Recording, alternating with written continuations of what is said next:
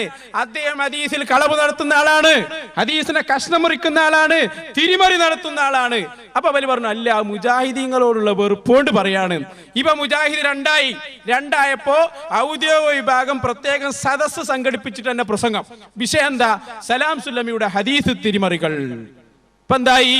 ശിഷ്യന്മാരെന്നെ പറയുന്നത്, സക്കരിയ സ്വലാഹി എന്റെ ശിഷ്യനാണ് സലാം സുല്ലമി പറയുന്നത്, 6 വർഷം കൂടെ പഠിച്ചിട്ടുണ്ട്. ശിഷ്യം വന്നിട്ട് പറയാണ്, ഗുരുനാഥൻ പഠിപ്പിച്ച ഹദീസൊക്കെ തെറ്റാന്ന് ഞങ്ങൾക്ക് മനസ്സിലായി. അതിന് ഒറ്റ പ്രസംഗം നിങ്ങൾ കേൾപ്പിച്ചരാം. അതാ ഞങ്ങൾ മുമ്പേ ഇക്കാര്യം പറഞ്ഞു. മുജാഹിദ് എന്ന് പറഞ്ഞ ആൾക്ക് അവർക്ക് തെളിവിന്റെ പിൻബലല്ല, കഷ്ണം മുറിക്കലാണ്. ഇപ്പൊ സലാം സുല്ലമിനെ കുറിച്ച് നിങ്ങളും പറഞ്ഞില്ലേ?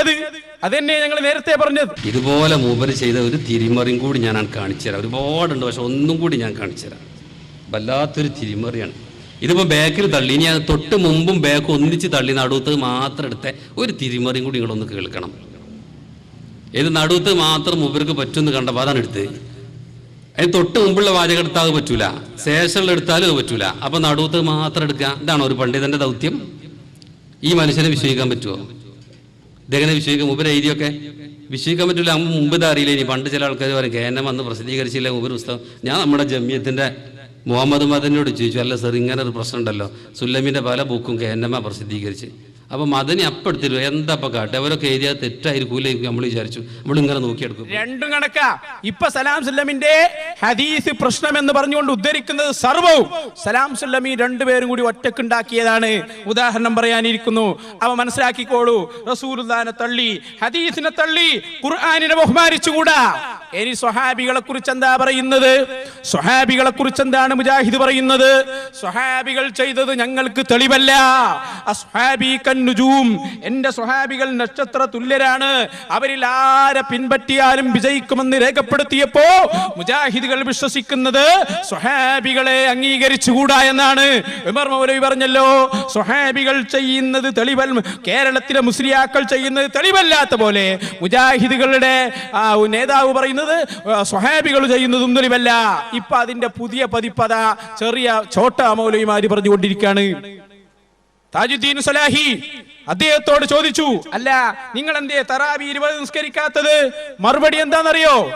ഉമറിന്റെ കാലത്ത് ചെയ്ത് ഞങ്ങൾക്ക് തെളിവല്ല. പിന്നെ മക്കത്ത് 20 ആണല്ലോ, മദീനത്ത് 20 ആണല്ലോ. മക്കത്തേക്ക് നോക്കാനല്ല ഇസ്ലാം പറഞ്ഞത്. പറയാൻ തുടങ്ങി മുജാഹിദ്.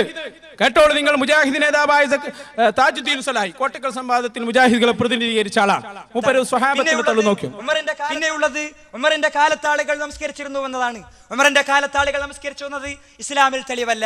ഇനി ഇസ്ലാമിൽ അന്നാസ് എന്നതിൽ സ്വഹാബത്ത് വന്നു എന്ന് തന്നെ കരുതുക. എന്നാലും ഇതുമായി ബന്ധപ്പെട്ട മുഴുവൻ ഹദീസുകളും സ്വീകാര്യോഗ്യമല്ലാത്ത ഹദീസുകളുടെ കൂട്ടത്തിലാണ് പണ്ഡിതന്മാർ എണ്ണിയിരിക്കുന്നത്. പിന്നെ മക്കത്ത് അങ്ങനെ ഇല്ലേ എന്നാണ് മറ്റൊരു ചോദ്യം. മക്കത്തേക്ക് നോക്കാനല്ല ഇസ്ലാം പറഞ്ഞത്. സ്വീകരിക്കാൻ പറ്റിയൊരു സാധനം ഉമർ തങ്ങൾ സ്വീകരിച്ചുകൂടാ, ഇനി മൂപ്പരെയാണ് സ്വീകരിക്കേണ്ടത്. എന്തൊരു കഥയാണ് ഈ പറയുന്നത്? ഞങ്ങളെ സംബന്ധിച്ചിടത്തോളം ഉമർ തങ്ങൾ നിസ്കരിച്ചോ നമുക്ക് തെളിവ് തന്നെ. പിന്നെ അത് എപ്പോഴും പറയണം, ഞങ്ങൾക്കൊരു അപേക്ഷയുണ്ട്.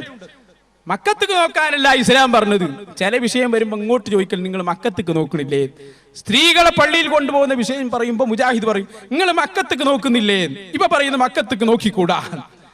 സ്ത്രീകൾ പള്ളിയിൽ അവിടെ വരുന്നത് ജുമാക്കും ജമാഅത്തിനും ഒന്നല്ല, അത് തവാഫിനും ഉംറക്കും, അത് വേറെ ഒരു കാര്യം. പക്ഷേ ഇവരുടെ നയമായി പറയുന്നത് ഒന്നും സ്ഥിരമല്ല എന്നാണ് അതിൽ നിന്ന് മനസ്സിലാക്കേണ്ടത്. സ്ഥിരതയില്ലാത്ത പ്രസ്ഥാനത്തിന്റെ പേരാണ് വഹാബിസം. പ്രിയപ്പെട്ട സഹോദരന്മാരെ, അവരാണ് നമുക്ക് തൗഹീദ് പഠിപ്പിക്കുന്നത്. അത് പിന്നെ പഠിപ്പിക്കുക, സ്വന്തം ഒരു നിലപാടുണ്ടാക്കൂ ഓരോ വിഷയത്തിലും. നമ്മുടെ